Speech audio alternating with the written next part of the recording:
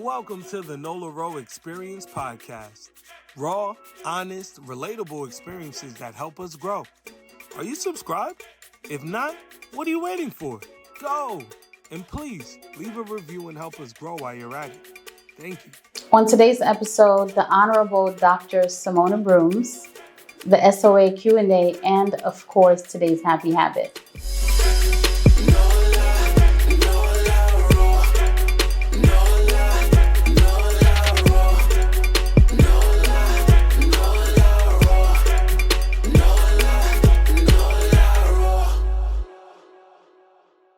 Simona Broomes. Hi, how are you? Oh my goodness. Listen, I am grateful, excited, and super happy that we're going to get to sit down and have this conversation because I think as Guyanese women, this is overdue. I'm proud to be a Guyanese woman. You guys know every opportunity I get to talk about Guyana, I do. It's near and dear. So when I get to connect with someone from my homeland who is doing phenomenal things, I'm ecstatic. That's how I'm doing. That was to answer your question, how I'm doing. I like that. I'm honored too to sit with you. I really love young people. I have a passion for young people. And so when I walk into this young, fabulous, brilliant young woman, I mean, let me tell you something. I'm thrilled. I'm excited. I'm curious because how you think, how you operate. You know, I'm excited and then thinking what's going through this young mind. What is she's going to ask me today here, right? And the cameras are on. But bless you, and I'm proud of what you do too. I appreciate that. Thank you. Yes. Thank you. You just gave me the highest honor. When I see women, I love women of a certain age. That's probably my favorite group because especially when you're like, I'm fabulous. Mm-hmm. I'm intelligent. Mm-hmm. I'm smart. I'm getting things done. Yeah. And I am doing it out loud. I love that. And you're here with this outfit, the hair. I love it. It's like all fabulousness. And what's even more exciting is that there's a story behind all of this, right? There was a journey that brought you here. And we're going to get into that. Wow. And you know what? This is so purposeful. I've never really, sit down before and really like go through. You talk about my journey. I always try to, brush that one side. Yeah. So yeah, kind of emotional, kind of, Don't worry, I'm not going to dig too deep in your business now. We're going to keep it comfortable. Yes. But why I like stories about experiences that help people grow is because you inspire people who feel like, I'm alone. I don't know if there's anyone else out there who can relate to what I'm going through. Therefore, I'm afraid to talk about it. And a lot of times when we don't talk about things and when we don't open up and we're not transparent, it's like a closed mouth doesn't get fed. You don't get feedback. You don't get the support and help that you need. So essentially what we would want to do with these conversations on the thenolaroexperien podcast is inspire people to just be free. It happened. Yeah. You had the experience. Yeah. We're not judging you. This is a judgment-free zone. But one of the most compelling things that I've learned about you is a little bit of your early years, your beginning years, right? And how education or lack of affected you and propelled you on this journey. So let's get a little bit into what was happening with you at age, let's say 8, 9 in Guyana. You're a very intelligent woman. So I'm thinking education was, there, yeah, floating, was to your hand reach, and no, it was not. You're talking like 40-something years ago. At that time, Bartica was not. By the way, Bartica, let me say, is in the Cooperative Republic of Guyana. It was a village at that time. My parents were not Guyanese. I came from a big family, 15 children, one mother, one father, all raised in the same No home. way. Are you at the top, bottom, or in the I'm middle? just at the bottom of it. Are you the youngest? I am the youngest. Oh man. In the sand. And but growing up while I was the youngest, there's another sister. She was a little bit more puny than I was, and even me, I would really treat her as if she was the youngest. All right, but it was difficult for me, and I think around that time I got the biggest impact in my life that really started my journey, because sometimes, when we go through things, we're so hurt, but those are the things to me that we can use to propel us of where we go, to motivate, and not to really, feel sorry for yourself and sad, because then it really stops you. Because things are happening for you. Things are happening for you. Yes. I mean, it's weird, right? I didn't know at 8 years old that it was happening for me. I was sad. I was hurt. I was like, why me? Because you just couldn't understand it then. But you also want to have a blissful life. You don't want to be suffering. Yep. I mean, I never lived at that age even where it was shown, but it was there. It was there, but I was always outgoing. Yeah. Never liked to see advantage. And I was really smart at school then. And, smart, get into preppy, skip class. Brush through prep, be that in those days, if you know what I mean. Into primary one, skip primary one. So you were killing it. I was beating the books. And you know what? It was my passion. I really take things, anything I do, I take it serious, I give it my best shot. And, I tell my children about that. Maybe that's why they're wrapping up masters and PhD 20-something. I love it. I was killing the books.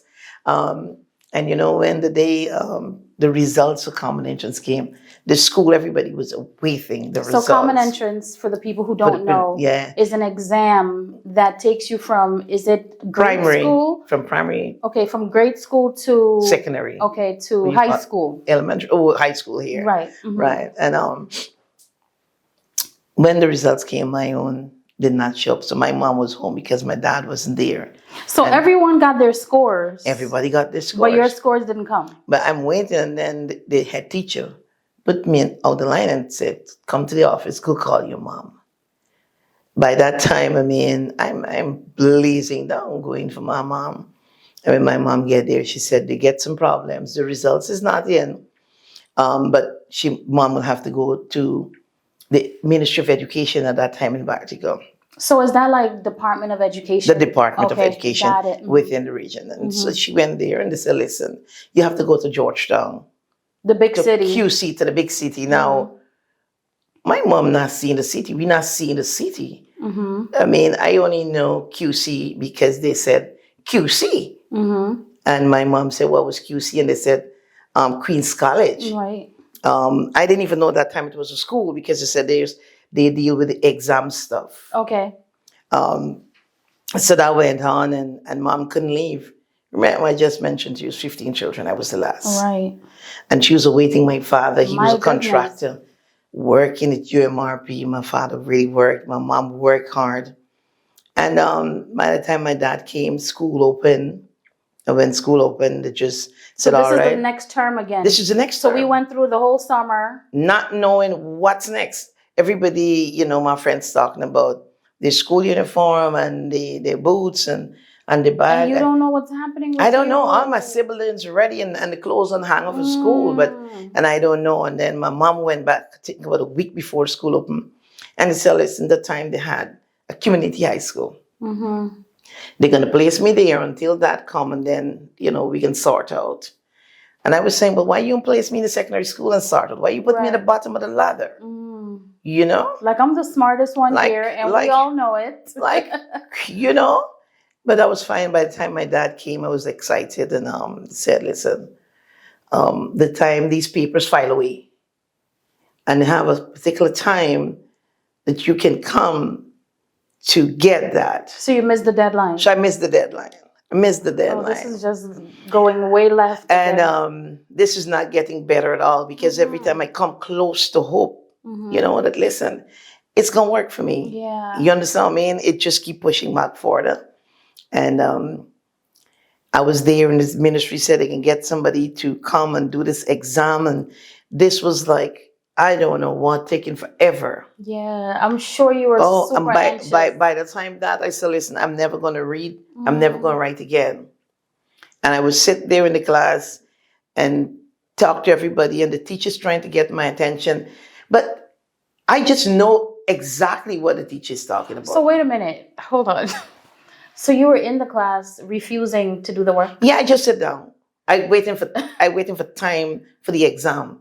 Because then you're like, I'm gonna ace this and show you. I gotta show you. Don't waste my time. I'm gonna show you. That's okay. And I wait for the exam and ace it. Wow. And it was this headmaster. He said, listen, you don't belong here. I get that. And I gotta fight for you. Yeah. And I was like, wow. I never forget this headmaster. I love that. He said, I gotta fight for you. We gotta get you out of here. And I don't know what he did, but by 2 weeks' time, they came in and give me an exam. About 5 people came from Georgetown. For you? For me. Ace that and get out of the region. They said my score is above Bartica Secondary School. So, I know I'm Guyanese, right? But I'm not always familiar with where everything is located. I'm thinking Bartica is very far from the city. Yes. Is it? It is. It's like about 2 hours or so? Well, it could be more. You got to take a boat an hour, and then you take a car from Parika.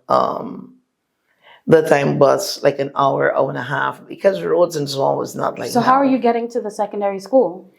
Well, you got to find place in Georgetown and family and housing and all of that. Okay, so you moved. No, that was not an option. I couldn't move.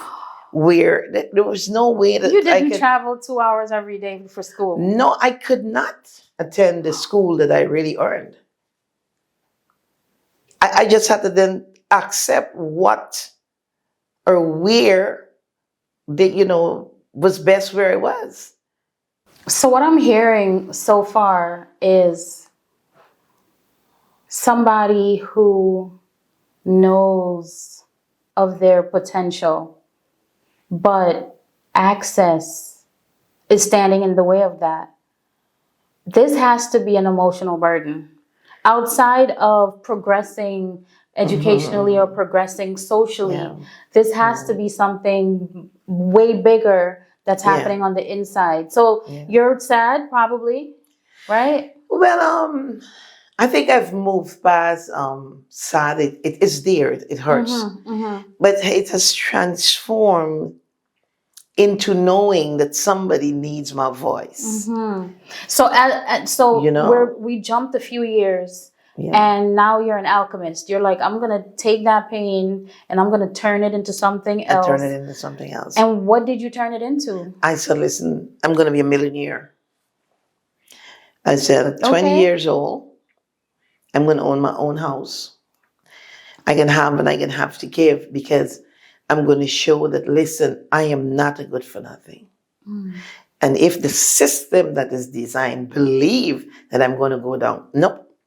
And Bartica was the gateway to the interior mining town. So the interior is more of the inner part of Guyana. We call it the bush, right? We call it the bush, but it's in the desert. If you are flying over Guyana, you see the dense trees and stuff like that.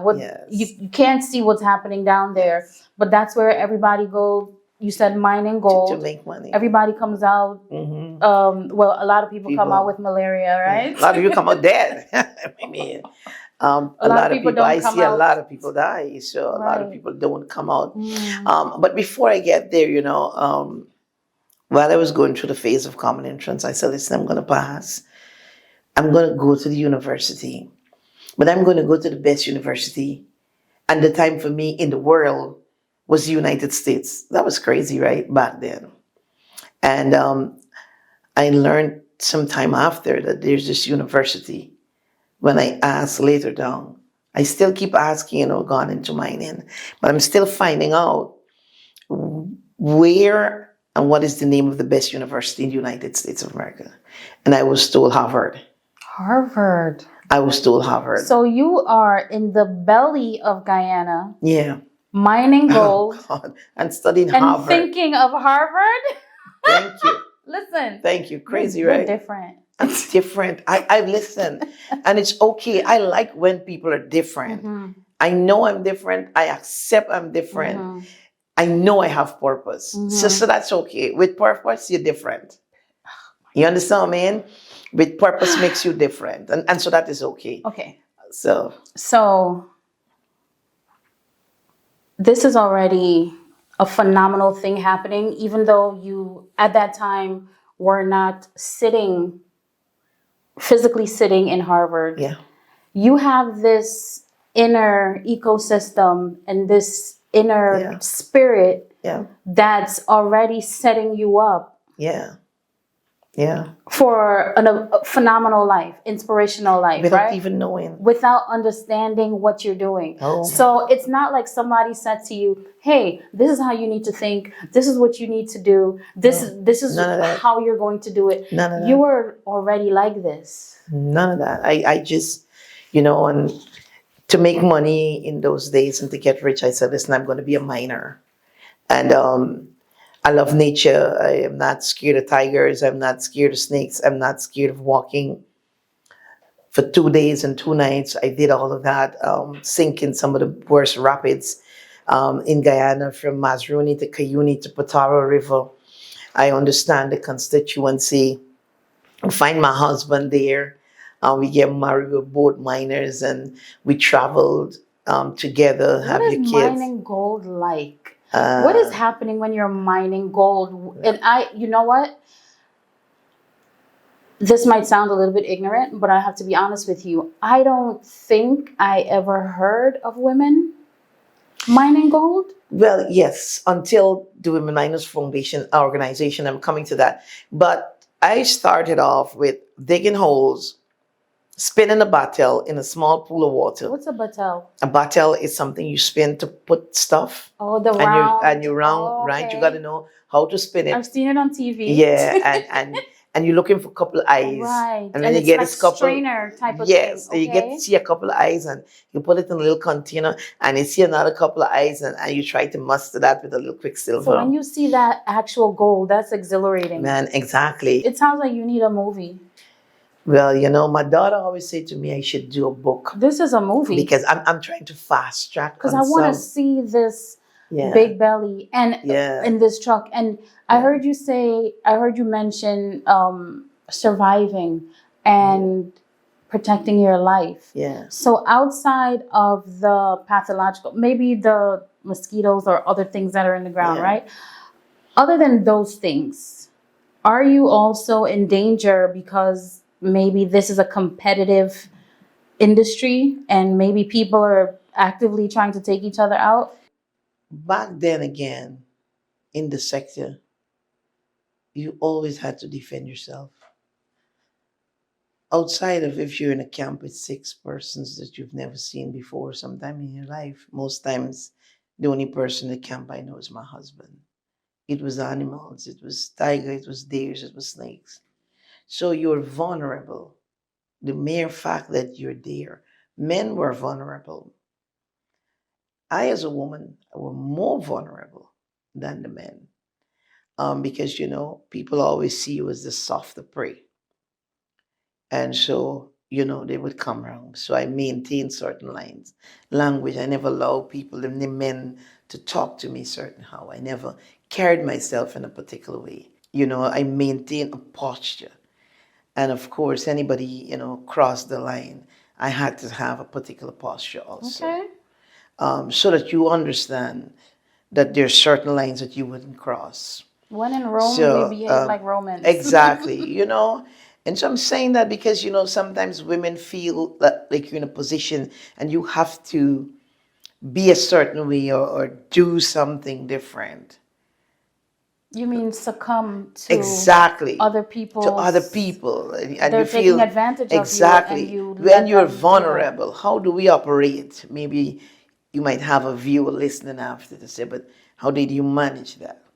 Well, I also believe for some women who are in situations like that, when people assume you're the vulnerable one, right? Mm-hmm.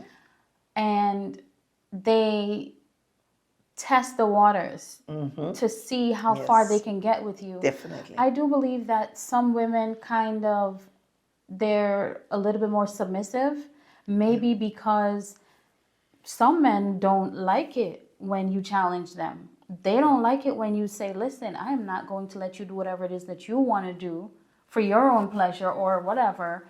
And that might put you in physical danger. So I'm sure that has happened too, where you're like, listen, don't come at me like that. And then men would push back even harder. Well, it did happen. Even with trafficking, it did happen. But like I said, I just got to defend my life. Okay, so trafficking. So I got to defend my Trafficking. life. I'm going to tell you this quick thing. We, as you know, run a Guyanese Caribbean restaurant in Brooklyn. And we happened to be in an area where a movie was being shot. The movie makers came in and said, hey, can we shoot in the restaurant? So we had to go through the whole thing with giving them permission. I asked them, what is the movie about? They said, sex trafficking in Guyana. And I was flabbergasted because I don't know why. I decided this on my own for no good reason. Sex trafficking doesn't happen in Guyana. Yeah. Well, actually, they were right and you were wrong. Trafficking in person exists all over the world. In 2013, I think it was speech of the Secretary of State then, John Kerry, that said that if wherever trafficking has taken place, you would have had a trauma, then we'd had a trauma throughout the world. But as it relates to Guyana, again, the experience, the explosion mining, I saw the exploitation of women. I thought then in the early it was just an abuse, it was advantage, it was women who want, it was young girls, but there was always young girls. Now I'm old, I can say children. So one time there was this story I in Mazruni with a young girl. Okay, may I interrupt for a second? My apologies. I kind of want to paint a clearer picture for how being a gold miner intersects with human trafficking. So you're mining gold, you're just doing your business, and do you start to notice, hey, we're here for gold, but I'm also noticing these girls around? Is that kind of how that happened? Well, what really happened, they used to bring these girls for pleasure of the men because you remember you're there for a long time. It is desperate. So they used to throw up these shacks and put like polins and they would call them kaimu. Okay, And they kind of got like tents. alcohol, like tents. And they got alcohol and they would bring these girls there for pleasure of the men. But at first, you're saying, listen, they can do better. They want to come. Sometimes you see men taking them to camps. I was always against that type of posture. And I want to say for the podcast and for the world, I never had a shop in the interior. Simona Broomes, Simona Charles Broomes, never had a shop, never sell alcohol in the interior. So what exactly is a shop?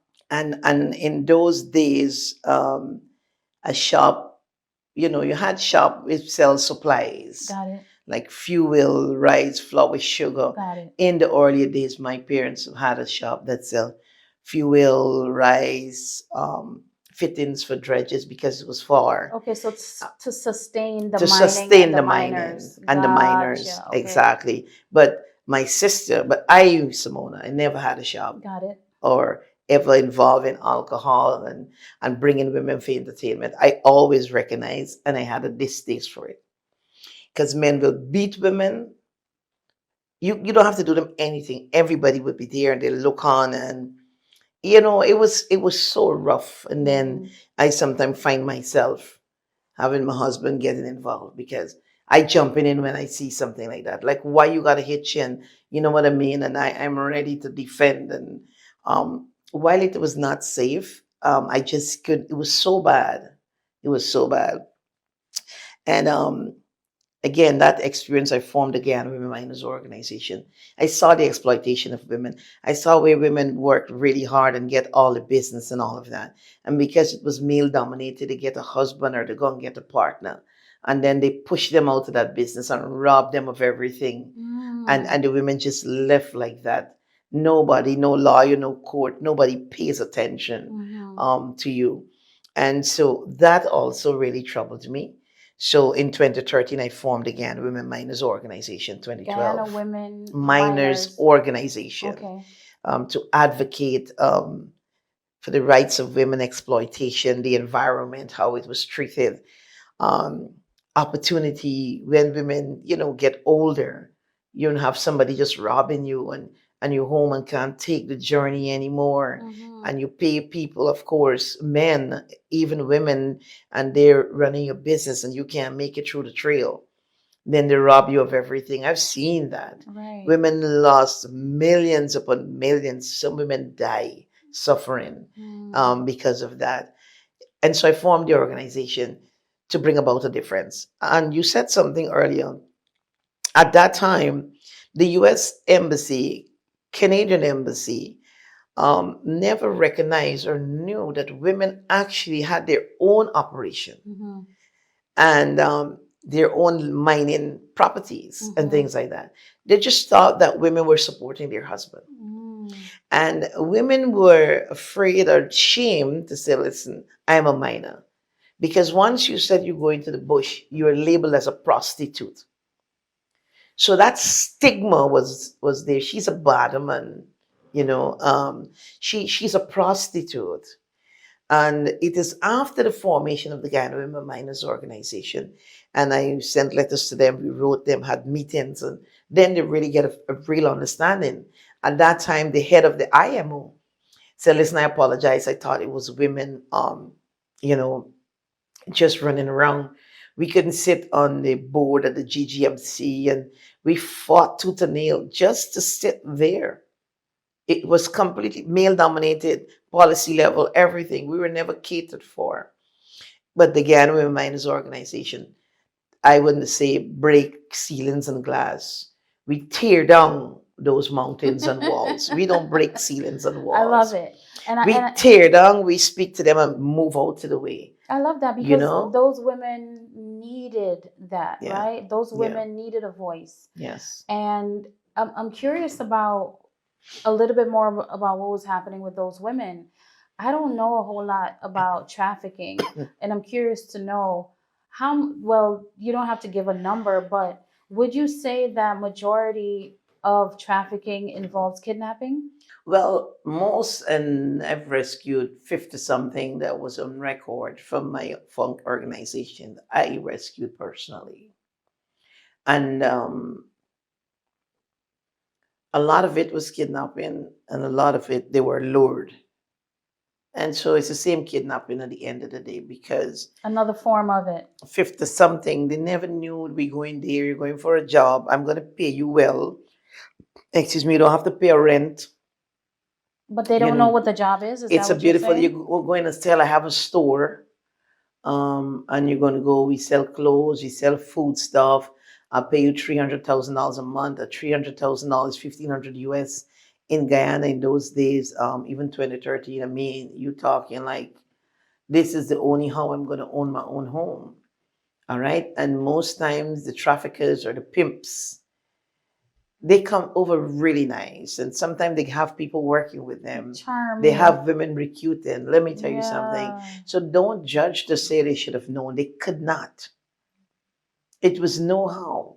And so fast tracking, with the organization, formed the organization, attended conference, women were empowered. Listen, women proud to say, I am a female miner. And once you say you wear that t-shirt and you're from the Guyana Women Miners Organization, not even the system wants to come with you, because leadership is at its best. We were respected. Mines officer had to listen, you couldn't rob us anymore, because I was always out there, so I understand the mining regulation and the act. So what they could not have done to me, they could not have done to them also. Right. All right, we get to sit at the seat of the board to make decisions at the policy level. Absolutely. We rescued 50 something women. And the organization, I was awarded as a tip heroine by the Secretary of State in 2013. And I said, we did it together because I had a tip What unit. is tip? Trafficking in person. Okay, so the you short for you they got an call tip. award Yes. for being a 2013 hero. tip heroine. Tip heroine. Okay. From the Secretary of State, John Kerry, under the Obama's administration. Beautiful. And fast tracking from that, jumped into what was happening in Ghana, get involved into the politics and history. You just Google, you find it. I think, again, that experience. But before I get into today, I want to say to somebody out there somewhere in the world that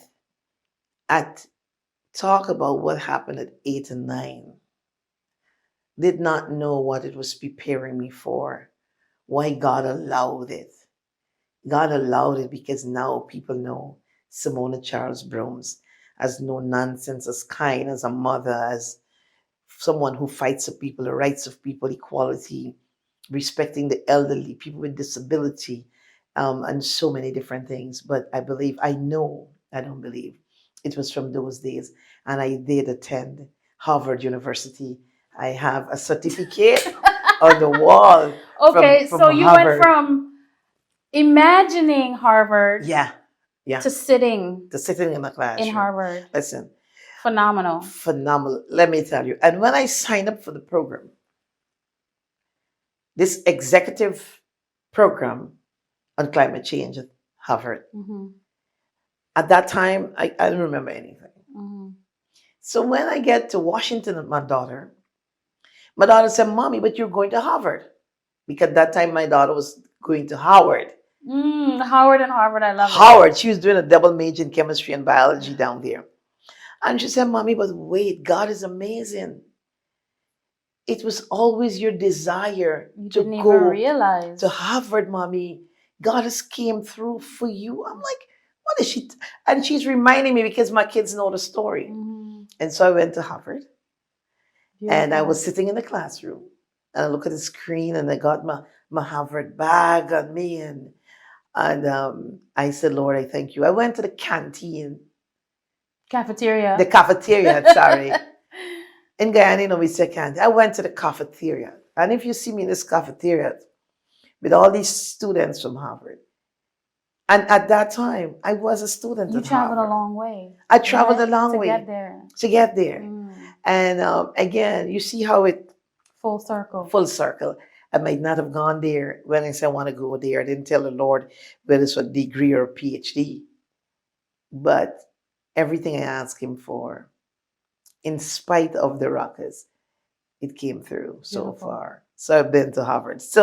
And here I am now out of office as a minister of government. Never planned, never want to get into, dream about getting into politics or anything. Yeah. But while I was in office, I formed a foundation because getting into office again with my minors organization, my brainchild and organization that I formed and all of that, I did the Constitution. And it says non-political, non-for-profit. And I could not have stepped on the Constitution that was written by my hands. Absolutely. So I give up the headship of that organization. I get that. You understand? Yeah. And I moved on. Okay. Into politics there. Just get shy and read and know. Just listen. I can't even give you that part, how I get into office. Never. I was on the campaign trail. Guyana was going down a bad path, more than crime and everything. And I said, listen, I have a voice and I got to use it for this nation. And I'm going out there and fight for this nation. Okay. And I did that. But I wanted to go back to business when I'm done. And 9 in the night, I received a call that I was asked by the president to be a part of his cabinet. And I'm saying like, no, what is cabinet? What are you talking about? Granger. Okay. And they said, come tomorrow at such and such time. I said, because I need to find out more. And when I get there the next day, it was cameras and lights all over the room and everybody was seated. And I received a seat, I was seated. And then I noticed everybody before me, they come and they give them this document and they're taking oaths. And then they give me my own and I stood up and I read and I took the oath. And you're like, And I'm what like, just happened? I'm like, what just happened? So at that time I'm smiling and everything. But after I run to the Minister of State and I said, what does this mean really for me? And I just mentioned that to say, again, purpose. Everything that you have gone through, the system, you looked at it, how it failed you as a child, how it has failed many people, how it is unfair, how it is wicked. It is not designed that one can reach to their fullest. It is just for a few. And getting into office, I visit all the prisons and I talk to the prisoners and I learned about the advantage and I learned the systems more. It was then open to me. And I took oath to serve the people. I formed a foundation in 2016 while sitting in office because I love people and Is that the regardless, the Broomes Foundation. Okay. And while I was sitting as a minister, I try not to do a lot. Okay. Because I was not looking for any conflict. What do you mean by you try not to do a lot? Because you try to stay within parameters? I tried to stay, and I didn't take funding from anybody or anything. Okay. Removed from any scandal. My reputation, my integrity okay. goes beyond any dollar cent. Okay. And even after doing the work of the foundation, it is only now a few persons I would really receive anything from, any big donation or anything. I put persons directly okay. In touch with the foundation. So now we deal with young men and women after prison, finding the way back into society. We mentor them. Okay. We do have two that we're working with right now. A young boy who's motherless and fatherless, find himself in the system, no evidence, anything. Bailed him out. He's on bail, going through the system, was remanded for months with no evidence, anything at all. And 2 days before I get up here, we bailed him out. So he's there. And now we're going to go through mentoring him. My daughter, when she was in Guyana and working, she would take out 10% of her salary every month and place it in an account for him. Okay. Because the Broomes Foundation is about myself and my children and my grandchild. So everybody got to pool their resources. Okay. You're working or you're doing a business, you got to put money there. Okay. All right. And so that is what we do. As a family, we have Stacy. She's very helpful. She's like a daughter to me. I adopted her. She's in Washington. Amanda is helpful. Tyler, and so you have a nice, strong team. So we have there's a team. Okay. There's a team. Nobody get paid, but we all got something in common. Everybody's it's the heart. volunteering. It's volunteering. Doing the good work. Yes. And so we deal with that. Young girls, got raped, having babies, doing baby shower, getting stuff for them to go to the hospital. The elderly, we give hampers. Right now we're rebuilding. It's not the first home. Well, we're building this one from scratch, but we did repair homes before for the elderly who don't have children. Women house were caught on fire, supply with materials to rebuild. So all types of adversity. All sorts of things. Whatever SBA people are going camps, through, laptops, children in you're school. Supporting them. That is a big area for me. I love that. Passionate. The schools in my community, people say it's depressed community. I really work with them. I remember walking into a PTA meeting and they were saying none of the children are not ready for CXC. They will not be able to do it. CXC is another exam. It's another exam. Similar situation. Right. Nobody knows. Sitting at the back. So you can relate. Sitting at the back, and the teachers are saying and the parents saying, so nothing can be done. And they said nothing can be done because of time. I stepped forward and I said something can be done. I am going to find the resources at my home. I'm going to get computer. I'm going to get teachers. We're going to complete all the SBAs that is outstanding. Okay. But they're going to do it. And we did it together. And now we have immigration officers and all of that. So we do a lot of work. People with disability, not only on the short term, ensure that they get the public assistance, wheelchairs, walkers. There's a guy with one leg and his crutches. We were going to put a prosthetic leg. He's scared. Did all the measurements and everything, but he's scared to walk on it. So but it's a lot. And for the show, but again and again, it is the things that we look at sometimes as the negative to destroy us that can bring the best out of us. That today I can sit down and say, hey, in spite of that, I was a minister of government. I persevered. I was a minister within a Ministry of Natural Resources Mining. I was able to craft policies. The syndicate initiative, bringing men and women to work together to curb exploitation and bring that respect and all of that. Bring all the miners together, women miners syndicate and the larger miners, which are the men together. I had that opportunity. Beautiful. And I did it because I believe that all that's needed is equal opportunity. Yeah. You know what I mean? And you're providing that. You're giving people who typically wouldn't have a chance to tap into the world. Yes. Yes. So where can people find you and support you? Definitely. I have my Facebook page, HON, on mean for Honorable HON Simona Broomes, same as my TikTok, same as my Instagram. And in Guyana, I do have a phone number for that organization, which is 592-645-1821.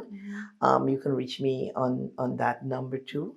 Yes, and very soon you will find me on Simona Broomes Foundation. I met a brilliant young man. I got this website for so long, all the information, and I don't know what to do. So the website is updating and coming soon. It's updated and coming soon. Listen, God has been doing a lot on this trip, connecting me with people like you. Listen, this is Synergy. just a blower for me. Yeah.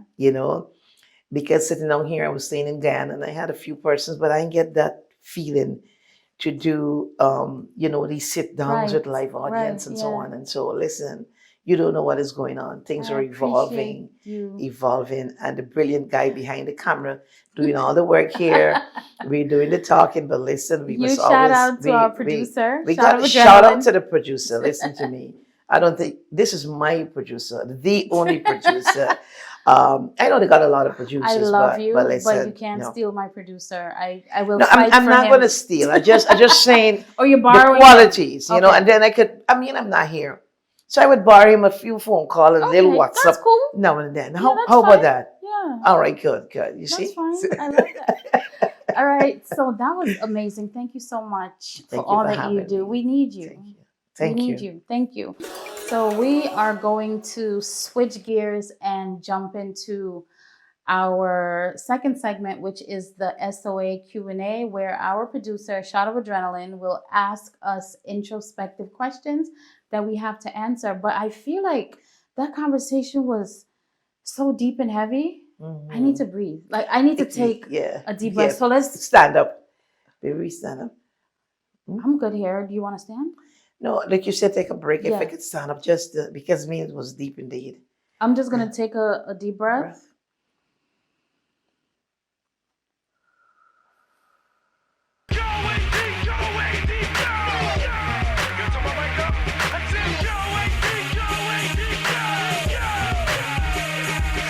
So if I could make 2 wishes for Guyana, what would they be? One of the things that definitely hurts my heart the most is, and this is, colonization, capitalism, it exists everywhere, but when it's happening in your home, it hits different. And to witness a country so rich in resources and just so beautiful, and to know that the people who live there, the people who actually work, the citizens who get up every single day and do the real work are not the ones who benefit from those resources the most. To watch, outside people come in and just take. My wish would be for the people of Guyana, the people who live there, the people who do the work, to actually reap the benefits and flourish, right? That's wish number one. Wish number two, my second wish for Guyana is for me to be there.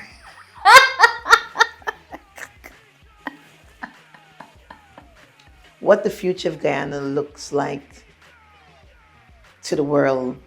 I believe to the world, it looks fabulous, it looks great, it looks wealthy.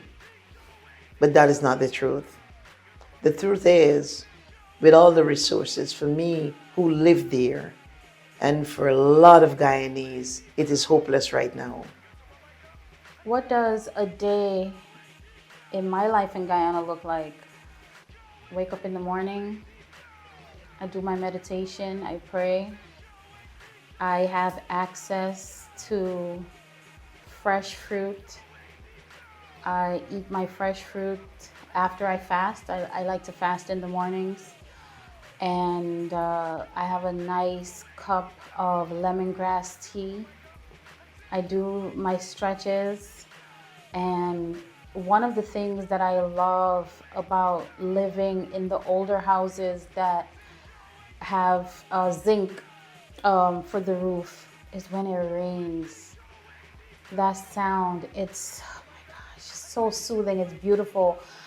But a day in the life would be waking up and just immersing myself in wellness, and definitely family. I love that in Guyana, everybody's just connecting with each other. It's not something that does not really happen here in New York. People don't just show up at your house and hang out and eat. You do have to make an announcement. Hey, I'm coming over in 2 weeks at this time, right? In Guyana, people just show up. People just knock on your door early in the morning, 7 o'clock, right? Morning, we all doing? And then they're in there and we're eating and we're conversing. And there's something so beautiful about that part of the culture that I miss and love, because I see people disconnecting from each other because of social media and technology. So to witness and be a part of still connecting with people interpersonally, that is probably the longest answer to that question, but I can go on and on and on about seeing myself back home. Where have been my favorite place in the globe to travel and why? St. Lucia. Because my parents are from there. Growing up, I never had a cousin or an aunt. So when you go to St. Lucia and you meet your aunt and your uncle and your cousins, and you all resemble and you embrace each other, and you go to the beach and swim, and we talk the language that they talk and we share that. Back in the days in Guyana, people used to say, oh, they talk Patois, which is broken French. And so I have some of my cousins, so when we speak together, and they understand. I mean, it's such joy, meeting with my grandmother, my father, mother, and my mom, the mother of my mom for the first time. Listen, I think those were the best days and the best part of the world I've traveled. It's St. Lucia. Yeah, I love the mountains and the bus going around and the sulfur spring, and oh my gosh, some nice food and boiled provision, and how they do this peas and the chicken juicy. Oh, why did he ask that question? Because now I'm convinced I'm going to St. Lucia. Now listen, and St. Lucia is it. I travel a lot. US, Canada, this, that, China, Australia, Chile, all over. A lot of places. Jamaica, love Jamaica, Trinidad, name it, Barbados. But listen, nothing beats St. Lucia. Nothing. Right now we're talking about St. Lucia, and I just want to go to St. Lucia. Me too. I love my cousins. I love meeting with them. I just love hugging them up, and And I am so loving it. I don't even call them by names. I say cousin Sharon, cousin Gaffer, cousin this, you know. I'm so cousin. Yeah. And they're nice, man. They're warm, and we miss that. So when I'm there, Yeah. I miss that in my life as a child, as an adult. Just miss that. Yeah. I You get know? that. I can Yeah, relate to yeah, that. just miss that. And they're sweet, they're sweet. So St. Lucia's it. Okay, so for this segment, which is the Happy Habits segment, we are going to go into a habit that you practice either daily or sporadically that brings you joy. Well, the first habit that really, because praying and loving God become like a habit. It's something fun. It's something I love doing and listening to music. I love to pray, I told you that I right? knew And what you were going to say. I that was is right. it. Oh, you were right. You Yes. were. But then, and you know, the other thing is, I love helping people. You know, when people in a situation and they receive that help, especially when there's a need and you make that impact. There's something about that that really brings a peace and a joy that it even becomes a habit. You keep saying the So, word purpose. purpose. Yeah. Because it's different to just go out and do something for different reasons. A lot of people, you know, does things because I want somebody to say this, I want to be famous, Clout. I want to make a Facebook for clout, you know, and fake. I'm a humanitarian and take people money for rob people and look after themselves and all of that. It is different when you know that you're going out there to do purpose, because it's purpose. God says it, you know, the poor, the real widow, the motherless, the fatherless. And so for me, I say the word purpose because I think my guidance from the Bible, and there's no apology, there's no joke to this. And so I know that is purpose. And the people feel it too when you know. impact them that way. Thank you Yes. so much. Thank you too. That's It was a it, pleasure y'all. being here. Thank you. I think this podcast is wonderful. I can't wait for the episode to see, but to share. I want to share the great works and what you're doing here for Thank young you. people, the producer young, yourself being Guyanese, you know, him born American but coming from Jamaican family and all of that, and just that blend here. It's unique, and to me, young people in the room makes the room different. Absolutely. Fresh air. It's fresh, it's new, and we got to understand when to give way. So I like to hear from the young people. And that You is know? what I love about you. Yes. That's what I yes. love about you. Give them the way. We're going to drop the mic right there. Thank you. Thank you for tuning in to the Experience podcast. Created and hosted by Nola. Produced by Take Action Media. Theme song by Mr. Melee. Sponsored by The Hills Restaurant, Brooklyn, New York. Listen to us on all podcast platforms and follow us on social media at the Nola Experience Podcast. Visit the thenolaroexperiencepodcast.com and connect with us via email at talkwithnola@gmail.com.